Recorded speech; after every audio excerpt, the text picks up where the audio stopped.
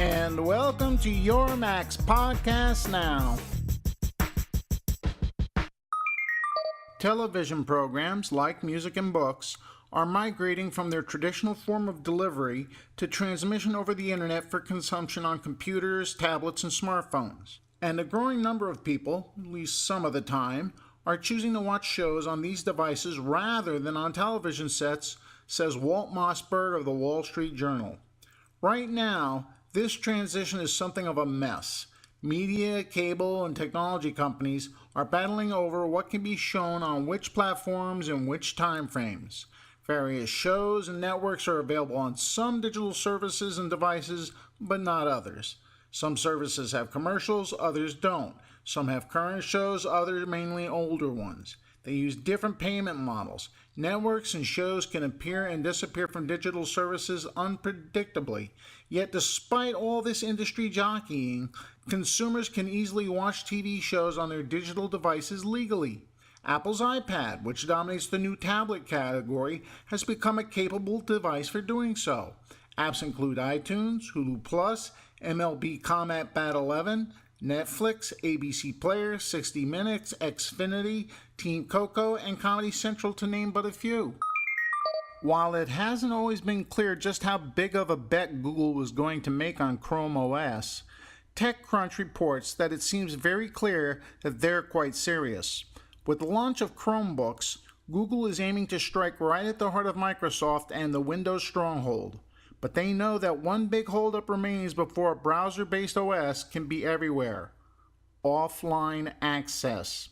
With that in mind, on stage yesterday, Google Sundar Pichai revealed that Google has internally been using offline versions of their three most popular apps for months now: Gmail, Google Calendar, and Google Docs. And this summer, all users will be able to use these apps offline too. Petrie also noted that there are already hundreds of apps in the Chrome Web Store with offline access, and that includes almost every game in the store. This, on top of the built-in 3G connectivity, is all vital to ensure the vitality of Chromebooks, Petrie noted.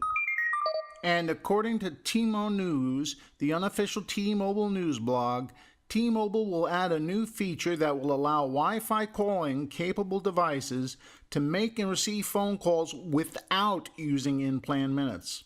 Qualifying customers with Wi-Fi calling capable devices will receive a text message in the coming days alerting them to this feature, directing them to tmobile.com to add the feature. Customer care will also aid in the addition of this feature to a customer's account. The best news? It's available to even more Plus, and 4G Do More rate plans.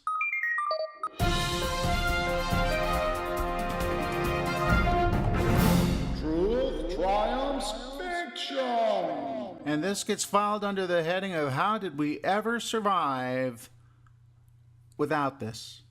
Ever open the fridge and not know what you want to eat? Well, those days may be numbered, my friend.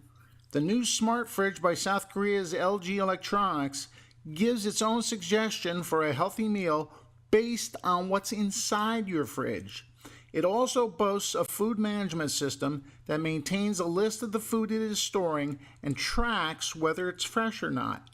A synced smartphone helps consumers make informed decisions about what they need to pick up at the grocery store, and alerts are received when food has reached its expiration date. The product will cost about 3.6 million won, which is roughly $3,315 US, and will be sold later this year. Wonder what it'll make of my 3-day-old pizza box.